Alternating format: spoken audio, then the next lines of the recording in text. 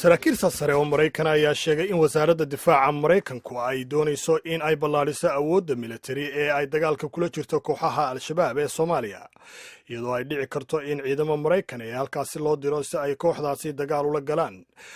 wakaaladda wararka ee AB ayaa warbixintan ay arrintaasi ka qortay waxa inoo soo tabinaya wariyahayaga Maxamed Cabdi Xasan Sandheere. soo jeedinta la gaadhsiiyey aqalka cad ayaa u oggolaanaysa ciidanka howlgallada gaarka ee Maraykanku inuu kordhiyo taakulada uu siiyo ciidanka qaranka ee Soomaaliya ee dagaalka kula jira ururka Al-Shabaab. saraakiishan ayaa sheegay in soo jeedintani ay ciidanka siinayso oggolaansho ah in weeraro dhinaca cirka uu ku qaadi karo kooxaha xagjirka ah haddii uu khatar u arko. kordhintan howlgallada militari ee Soomaaliya laga fulinayo ayaa la jaanqaadaysa codsigii madaxweynaha Maraykanka Donald Trump u jeediyey wasaaradda gaashaandhigga ee Maraykanka, codsigaas oo ahaa in la sii kordhiyo dagaalka uu Maraykanku kula jiro ururka ISIS ee Ciraaq iyo Suuriya, ururka Al-Qaacida iyo ururada kale la jaalka ah. walwalka uu Maraykanku ka qabo Al-Shabaab ayaa sannadihii dambe kordhay markii dhallinyaro Soomaalida Maraykanka ay u socdaaleen Soomaaliya oo tababar qaateen. arrintaas ayaa keentay cabsi ah in laga yaabo in dhallinyaradaas ay Maraykanka dib ugu soo noqdaan weerar argagixisana ka geystaan. Soomaaliya waxa ay ka mid tahay 7 dal ee dadkoodu ay muslimiinta u badan yihiin ee ku jira joojinta dhinaca socdaalka ee madaxweyne Trump uu soo saaray bishii hore, inkastoo maxkamadda federaali ahi ay wareegtadaas hakiyeen. General Thomas Waldhauser waa madaxa ciidanka Maraykanka ee Afrika fadhigiisu yahay ee loo yaqaano Africa Command. waraysi uu siiyey wakaaladda wararka Associated Press ayuu ku sheegay in arrinta ugu walwalka badan ee Maraykanku ay tahay dalka Soomaaliya. waxa uu intaasi ku daray in Maraykanku uu isku dayayo in xilliga soo socda uu Soomaaliya u eego si ka duwan sidii hore, isagoo faahfaahinaya baahida loo qabo in la wiiqo awoodda Al-Shabaab si ciidanka qaranka ee Soomaaliya uu ururkaas uga guulaysto.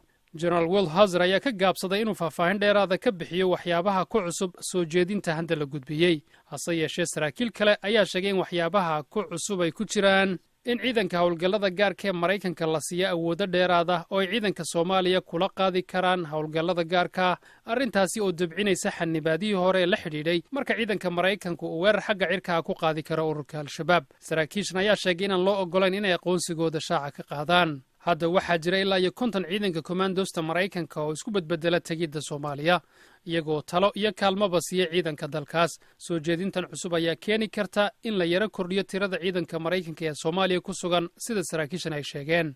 xogayaha gaashaandhigga Maraykanka Jim Mattis ayaa ansixiyey soo jeedinta, qorshahana u diray aqalka cad horraantii bishan sida ay saraakiishani sheegeen. hase yeeshee go'aanka ma dambaysa arrintan lagama qaadan. aqalka cad ayaa ka gaabsaday inuu arrintan ka hadlo isagoo su'aalahaasi u weeciyey dhinaca wasaaradda gaashaandhigga. qaar ka mid a saraakiisha Maraykanka iyagu warka u haya soo jeedintan cusub ayaa sheegay in tallaabadan looga dan leeyahay sidii loo wanaajin lahaa howlgalka tababarka Maraykanka, maxaa yeelay ciidanka midowda Afrika ee 20,000 gaadhaya ayaa la qorsheynayaa inuu Soomaaliya ka baxo sanadka 2020.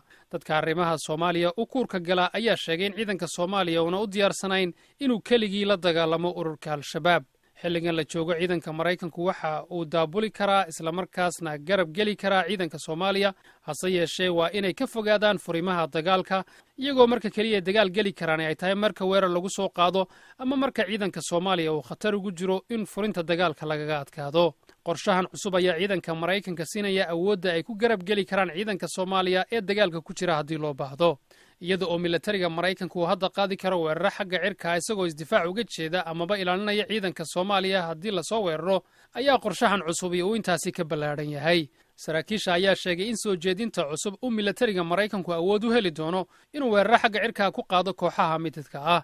tusaale ahaan, ciidanka Maraykanku waxa uu bartilmaameedsan karaa dagaalyahaniinta Al-Shabaab ee u diyaargaroobaya inay weerar qaadaan intii markii hore la sugi jiray inta ciidanka Soomaaliya uu dagaal ku qabsanayo. ururka Al-Shabaab mar hore ayaa laga saaray badi magaalooyinka waaweyn ee Soomaaliya, hase yeeshee xubnihiisa ismiidaamiya ayaa sii wada dilalka ay ka geystaan meelo badan oo koonfurta iyo bartamaha Soomaaliya ka mid ah, meelahaas oo magaalada Muqdishona ay ku jirto. madaxweynaha cusub ee Soomaaliya Maxamed Cabdulaahi Maxamed oo la caleemo saaray Arbacadii dhoweyd ayaa sheegay in 20 sano oo kale ay qaadan karto in dalka la hagaajiyo. madaxa ciidanka Africa Command General Thomas Waldhauser ayaa sheegay in Maraykanku uu arko fursad uu kula shaqayn karo madaxweyne Maxamed si loo tababaro ciidanka ammaanka ee Soomaaliya si loo gaadhsiiyo heer ay keligood Al-Shabaab la dagaalami karaan. waryahayaga Maxamed Cabdi Xasan Sandheere oo warbixintaasi ay soo saartay wasaaradda difaaca ee Maraykanku inoo soo koobaya ayuu dhegeystayaal kaasina ahaa.